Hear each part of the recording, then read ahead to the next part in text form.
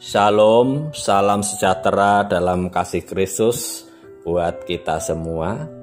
Bapak, Ibu, dan Saudara, mari kita berdoa. Bapa Surgawi yang kami sembah di dalam nama Tuhan Yesus Kristus, kami mengucap syukur ya Tuhan pada pagi hari ini atas kasih dan pertolongan-Mu serta berkat-Mu. Perkenankanlah kami untuk mendengarkan firman Tuhan. Oleh sebab itu ya Tuhan, berfirmanlah, kami siap menerimanya. Amin.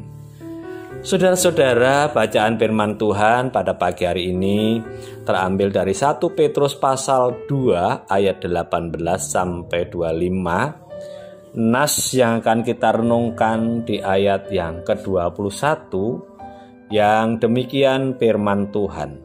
Sebab untuk itulah kamu dipanggil, karena Kristus pun telah menderita untuk kamu dan telah meninggalkan teladan bagimu, supaya kamu mengikuti jejaknya. Saudara-saudara, firman Tuhan pada pagi hari ini diberikan tema mengikut jejak Kristus. Bapak, Ibu, dan Saudara, hari ini kita akan memahami pesan yang dalam dari ayat-ayat yang terkandung dalam 1 Petrus 2 di ayat yang ke-21. Ayat ini mengajak dan memanggil kita sebagai orang Kristen untuk mengikuti jejak Kristus dalam penderitaannya. Saudara-saudara, Kristus merupakan teladan bagi orang Kristen. Teladan paling utama yang diberikan Yesus adalah saat menyelesaikan tugasnya di dunia melalui penderitaan yang tidak seharusnya dia tanggung. Yesus mengalami berbagai penderitaan karena menuruti kehendak Bapanya. Dia yang tidak bersalah tapi harus dihukum mati di atas kayu salib. Dia yang tidak merugikan orang-orang yang menyiksa dan menghujatnya, tapi dicaci maki dan diolok-olok mereka.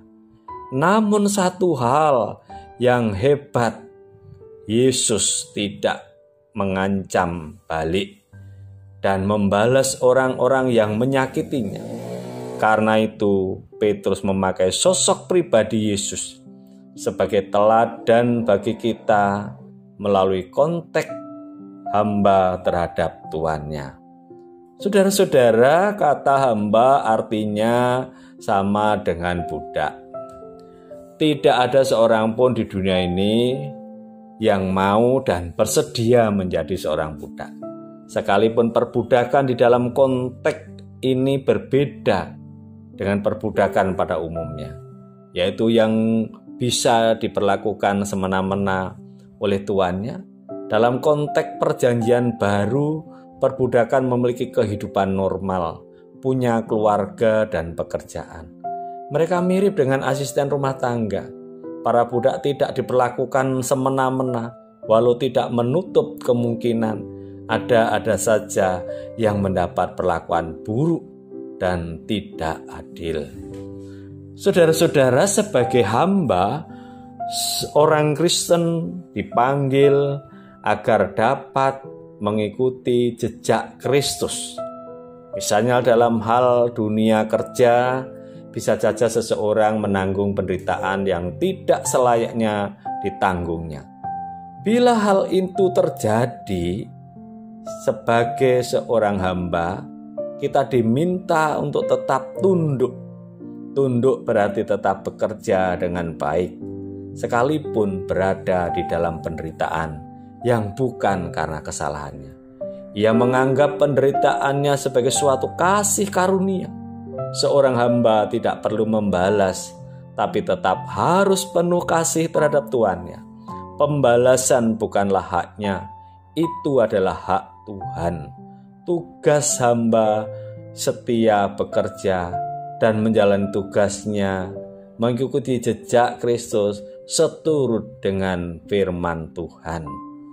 Saudara-saudara, melalui profesi kita kita diharapkan dan dihadapkan dengan beragam orang. Mungkin sebagai karyawan kita berelasi dengan atasan di tempat kerja kita. Siapapun atasan saudara, apa yang dilakukannya sebagai pengikut Yesus, kita wajib mengikut jejaknya dengan meneladani penderitaan Tuhan Yesus Kristus. Bekerjalah dengan baik dan penuh tanggung jawab. Seandainya ada perlakuan-perlakuan yang tidak baik, ada perlakuan-perlakuan yang tidak adil terhadap kita, tetaplah setia mengerjakan tugas-tugas kita dan bersikaplah cerdik, serta tidak membalaskan apa yang mereka perbuat terhadap kita. Jika kita mengaku sebagai murid Tuhan Yesus Kristus, maka wajiblah kita mengikut jejak teladannya dengan rela memberitakan Injil kepada segala suku bangsa yang ada di sekitar kita. Mungkin tetangga kita, teman sekolah kita, rekan di kantor kita, dan semua yang kita temui. Tidak hanya itu, kita harus dapat memberitakan Injil. Tetapi kita juga wajib memuridkan mereka agar mereka bertumbuh di dalam Tuhan. Karena itu, biarlah kita semua tidak hanya sekedar menjadi orang Kristen, tetapi menjadi murid Kristus yang sejati.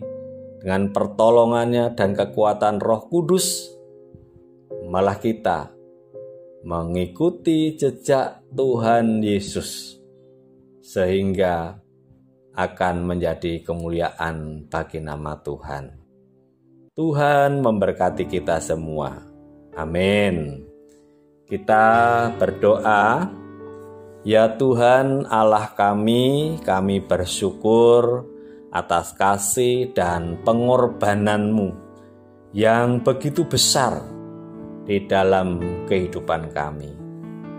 Bimbinglah kami ya Tuhan, mampukan kami di dalam menjalani kehidupan di tengah-tengah dunia ini, agar kami mampu mengikuti jejak Kristus dalam penderitaannya.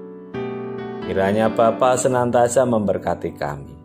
Dalam nama Tuhan Yesus kami berdoa dan mengucap syukur. Amin. Demikian Bapak Ibu renungan pada pagi hari ini. Kiranya Bapak Ibu yang telah mendengar renungan ini diberkati oleh Tuhan. Amin. Salam.